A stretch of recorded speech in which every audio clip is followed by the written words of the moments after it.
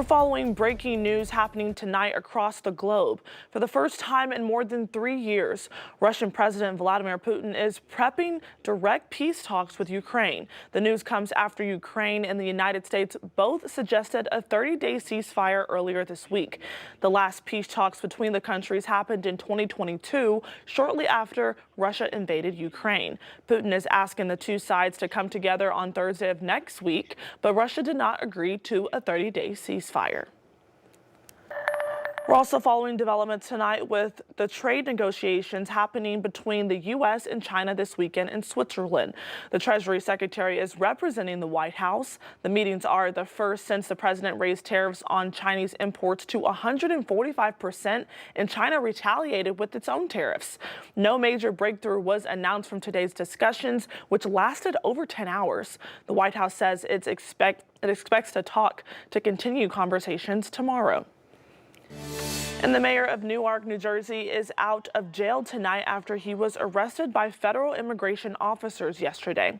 Newark Mayor Ras Baraka is denying that he trespassed at a new federal immigration detention center during a confrontation that led to his arrest. Today, a Department of Homeland Security official said the investigation is ongoing. He was released last night after spending several hours in custody. He was accused of trespassing and ignoring warnings to leave the facility.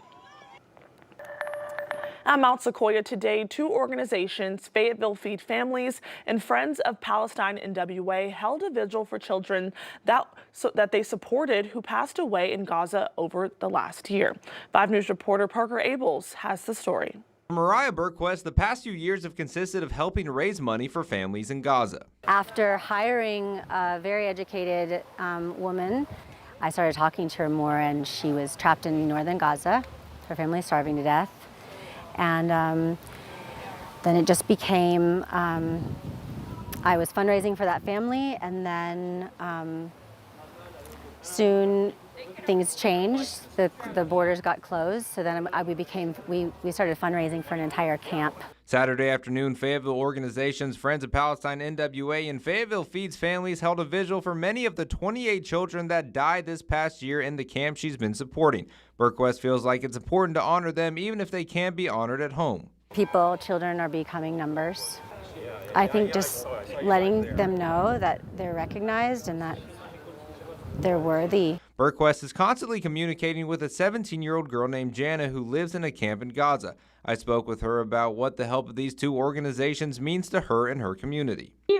Making a big change here in Gaza, because in our camp, maybe more than 100 families, we used to drink not clean water. The children don't have food or a medicine. She tells me that she and her camp will never give up hope for a better life. That's really make us that we will never give up, and we will continue to distribute this to the families. Ted Swenenberg, a former professor at the U of A, says these gatherings leave a sense of hope for the people in Gaza. It's really important that they feel like they have people outside who are supporting to them, so it's extremely meaningful to them. And Burquest won't stop until she can help everyone in that camp get out to a safer life. We need this community to keep donating, and we need people to pass our GoFundMe out, beyond, because we're getting this money directly into their hands. In Fayetteville, covering news where you live, Parker Abels, 5 News. We're continuing to follow a case in Benton County involving 3 teens accused of raping 2 victims. We now know the 3 juveniles will be charged as adults. They're 16-year-old Landon Ryan, 14-year-old Elijah Jurgen, and 14-year-old Bryson McLaughlin, all facing felony charges for the alleged rape of 2 victims last month. The affidavits from Bella Vista Police and Gravette Police say the boys recorded and shared videos of the crimes. Prosecutors say evidence in the case influenced the severity of the charges. 18-year-old Clishendra Hall had the brightest of futures. She wanted to be a pediatrician, and after a summer internship in Boston, had a pre-med track mapped out. But that all changed 31 years ago. Carter Thweet picks up the story from Pine Bluff. And I went into the room and I didn't see her in her bed. Then I went to the phone to call her boss. Laurel Hall remembers May 9th, 1994 all too well. It was the day her 18-year-old daughter Cleshindra went to her job at Dr. Larry Amos's house on Fawcett Road, never to be seen by Laurel again. And he said, I don't know, I think she left at 8:30. So he's like, well, hold on, let me check her time sheet. And he came back a few minutes later and said, yeah, she signed out at 8:30. Dr. Amos said Hall had left with someone. Laurel knew that wasn't like her and wanted to file a missing persons report immediately, but police said she had to wait 24 hours. What we know about what happened to her, we don't know anything, just like it was that day.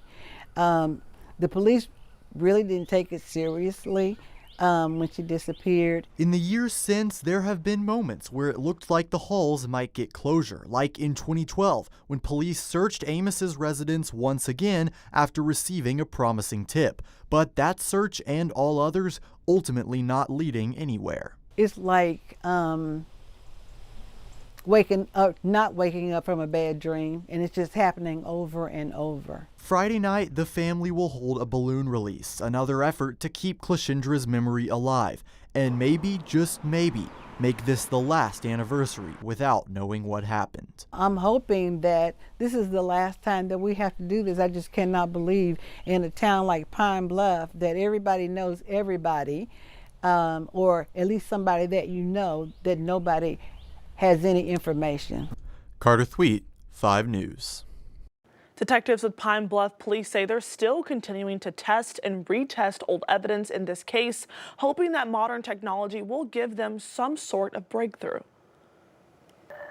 Well, women from across the area who have served in the military or as a first responder were out on Lake Fayetteville today for a special kayaking event. It's called Heroes on the Water, and it didn't matter what branch of the military or the type of first responder you were. If you were a woman who served, this event was for you.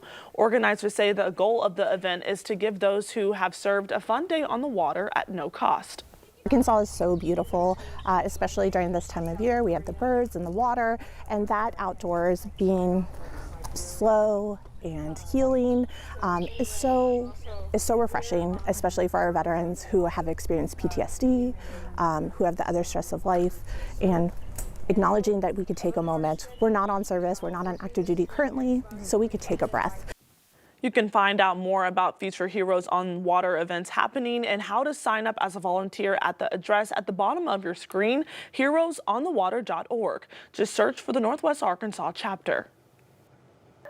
The Shiloh Museum of Ozark History in downtown Springdale celebrated spring today with their annual milkweed giveaway.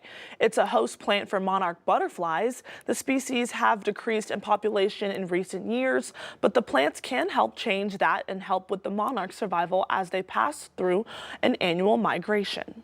Monarchs have to have milkweed to reproduce on. It's the only plant that the female will lay her eggs on. It's the only plant that the caterpillars can eat.